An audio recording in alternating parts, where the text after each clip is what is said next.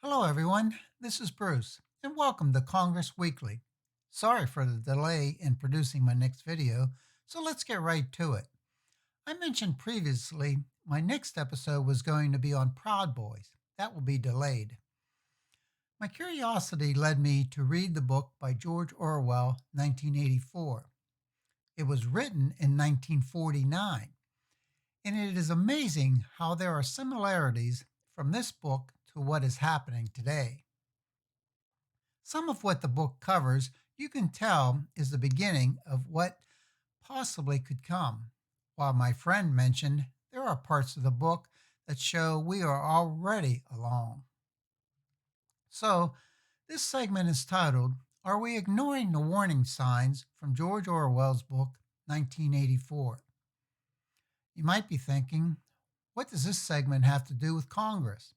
Actually, a lot. Is it concerning? Yes. I should be more upbeat on what I report on, but I couldn't put this fiction book down. What is about it, the story isn't real, yet it captures your attention, and it is not Orwell's intention of getting us to follow what he wrote. It was actually the opposite. But he points out how we can be manipulated. And please remember that word as I go throughout this video. There are other books similar that I could have reported on as well, but I chose 1984. I won't get into the storyline very much. You may have been thinking about reading it, so I don't want to give away parts of it. However, I will cover parts I feel are odd with how this book was written in 1949 and feels so much like it was written just recently. And even though it is fiction, how it ends up feeling in many ways nonfiction. We are not, at least at present, a socialist society or following the communism theory. But what is taking place in Congress and in neighborhoods across America, you can feel there is possibly a shift taking place. Can it be stopped? First, you have to ask, do we want it to stop? If the answer is yes, then it can be, but it won't be as easy as turning on a light switch. Does it take the masses to change our society? That depends, and I'll reference the masses later. However, as I reported in previous videos, propaganda plays a key role in how the masses react.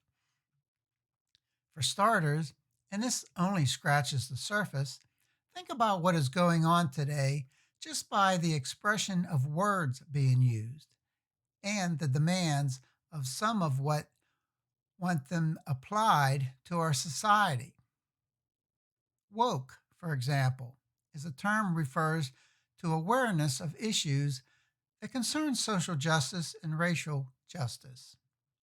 Cancel culture, to exert some control over a world that is increasingly becoming more dangerous and less tolerant. Critical race theory examines social, cultural, and legal issues as they relate to race and racism. The 1619 Project. It aims to reframe the country's history by placing the consequences of slavery and the contributions of Black Americans at the very center of the United States national narrative. There are more, but you get the point. I can't say I disagree with all of them, actually, only a few. But what I am seeing and hearing is the masses aren't ready for these changes that some want. However, it takes time for change to occur, and it has to be heard over and over again before it starts to materialize. Is it considered propaganda if it is heard over and over again? It is in the book 1984. Are we hearing any discussion about socialism? Yes, and it is coming straight from Congress. It is only coming from a few, but as I mentioned before, propaganda, if used correctly, only needs to come from a few. Well, let me define socialism. A transitional social state between the overthrow of capitalism and the realization of communism. As I was reading 1984, I kept thinking there is no way America could withdraw from being considered a capitalist nation. That is what we stand for. Then I wondered, is the tide slowly changing? Do you get the feeling that we are at a point where Congress, news, schools, extremist groups, and big tech are either developing or have already developed the uses and abuses of power, not only for wokeness, but for socialism as well? For starters, consider big tech. It can follow our every move, whether in a vehicle or by way of our smartphones. If you use social media and don't agree with those who run those media outlets, be prepared to be blocked. So much for the First Amendment. Now, referring to the book 1984, it is basically about three major powers across the globe that control what takes place. Usually, one of the powers is at war with one of the other two. And it was thought by some, when you would hear bombs go off, were they really fired from the enemy, or were they fired by the power group you were considered to be in to keep you scared? The power group that Orwell covers has complete or tries to have complete control over everyone. There are no laws, emphasis, defund the police. But if you are found to be in disagreement with what the power wants you to believe or follow, it is reasonably certain that it will certain be punished by death or at least spending many years in forced labor camps. The power is known as Big Brother. We've heard that term lots of times. This party, as it is called, has three slogans. 1, war is peace. 2, freedom is slavery. And 3, ignorance is strength. You might think at first, does any of that even make sense? After getting into the book, you realize, yes, it does make sense if you want to survive. Within the party, one of the groups is known as the thought police. You might dodge them for a while, but sooner or later, you will get caught. Then, what is odd, you disappear. Not only do you disappear, but any record of you is destroyed. It was like you never were on Earth to begin with. While living, you don't refer to anyone by he or she. Sound familiar? Instead, you call everyone comrade. If you wanted anything repaired where you lived, there was a committee who would review the repair, and if they decided it does need work, it could take up to 2 years before action was taken on it. I started to think about socialized medicine and care when I read that. You also end up trusting no one, especially your children. They were taught by the party to eavesdrop on you, then report you to the thought police. The children got rewarded while you were punished. The only thing that you own is what you keep in your mind, and even then, that has limitations. What the party wants to instill in you is who controls the past controls the future. Who controls the present also controls the past.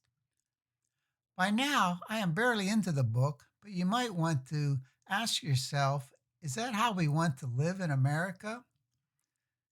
This book isn't a true story, so why consider that thought? Think about the people who don't live as fortunate as us around the world. They would say the book is as true can be.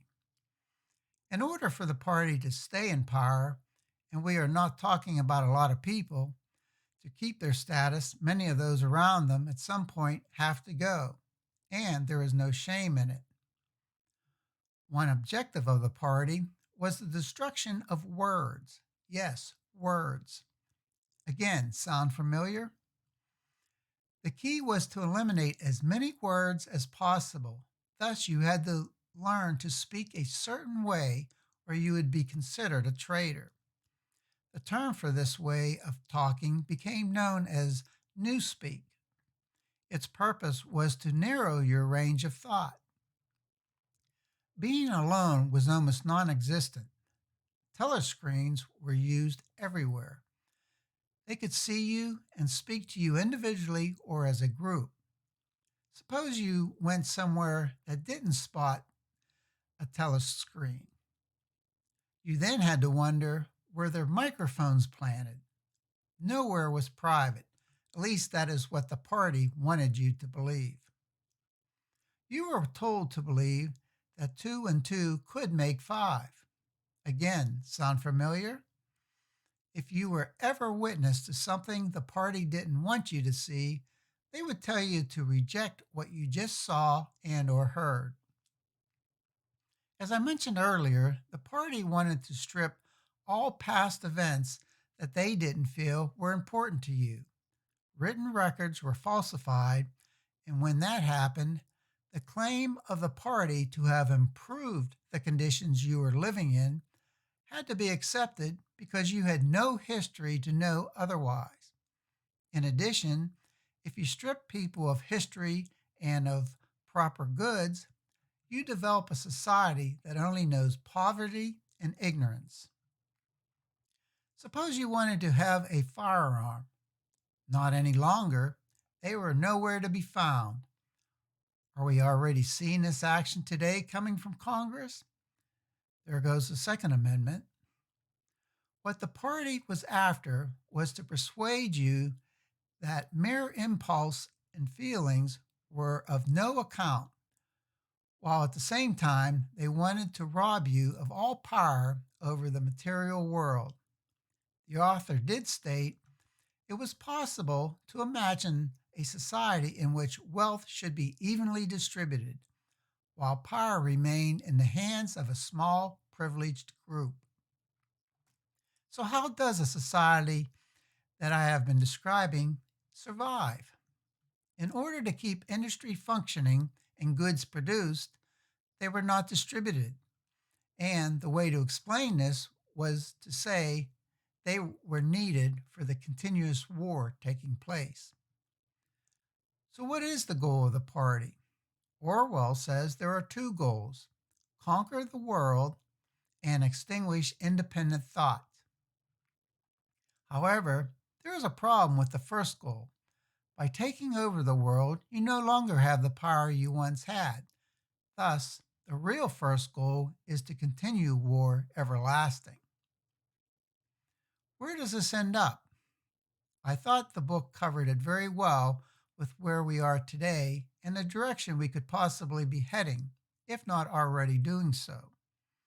Orwell says the invention of print made it easier to manipulate public opinion, and the film and radio carried the process further. With the development of television and the technical advance which made it possible to receive and transmit simultaneously on the same instrument, hint Alexa, private life came to an end. He goes on to say every citizen, or at least every citizen important enough to be worth watching, could be kept for 24 hours a day under the eyes of the police and in the sound of official propaganda, with all other channels of communication closed. The possibility of enforcing not only complete obedience to the will of the state, but complete uniformity of opinion of all subjects. And here is where it gets really heartbreaking. The masses never revolt of their own accord, and they never revolt merely because they are oppressed. So long as they are not permitted to have standards of comparison, they never even become aware that they are oppressed. Now, tell me this doesn't sound familiar. This party is not centralized in any way. Its rules are not held together except through a common doctrine. I can think of at least one extremist group today that follows this philosophy to the T. Whatever the party holds to be truth is truth. It is impossible to see reality except by looking through the eyes of the party. There is no way in which the party can be overthrown. The rule of the party is forever. Now, you might be thinking, we will just vote new people in. Once we become socialist and communist, you can say goodbye to voting. Sure, you might be told you can vote, but the outcome will have already been decided. No one ever grabs power with the intention of relinquishing it. Just look at Russia, China, and North Korea, to name a few. How can these few people take such control? According to Orwell, by making people suffer. As I mentioned early on, George Orwell wrote this fiction book to be a warning to all of us. Look and hear what is going on within Congress, on the news, in our schools, and in our streets. As examples, we are told by a reporter about the peaceful demonstration taking place behind him. But when you look behind him, you see nothing but flames and destruction. A high school in Florida felt that some of the women having their photos taken for the yearbook were not dressed to the school's standards. Therefore, the school took it upon themselves to alter the photos without anyone's permission. Some high-level government officials are giving commencement addresses using language to hopefully plant in the minds of those graduating to think hard about the positive direction of the new Green Deal.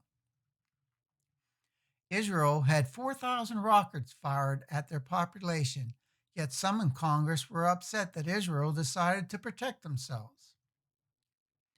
We currently have practically an open door policy at our southern borders with very little regard to who is crossing over into our country. I am all for immigration, but it needs to be conducted in an organized manner. As I mentioned in a previous video, some bad actors are entering our country. Congress keeps coming up with fancy sounding names for bills they hope to pass. Some were already passed by the House and now await the Senate, but when you read the fine print, there is nothing fancy about what they want to have done. Here are a few of them. The Promote and Project the Human Rights of Palestinians, the Endless Frontier Act, For the People Act, the American Dream and Promise Act, and the Equality Act. There are many more, and after reading these acts, should we feel manipulated? Yes. We have supply shortages, consumer good prices have gone up, we are paying more at the pump, they keep rising, and there is no explanation why, especially since we are now totally independent in controlling our own oil. The alarm is sounding that maybe COVID-19 actually did escape from a lab, but in my opinion, we will never know the answer to that for sure. College students recently signed a fake petition to ban Memorial Day. Their overall reason? Stop glorifying American power and abolish our military. In other words, don't waste American tax dollars on protecting our country. Let's hope this sampling was small enough that it doesn't include the majority of students. I could go on, but we'll save more for later. However, one last thought about the book 1984. There is at the end of the book an afterword chapter written by Erich Fromm.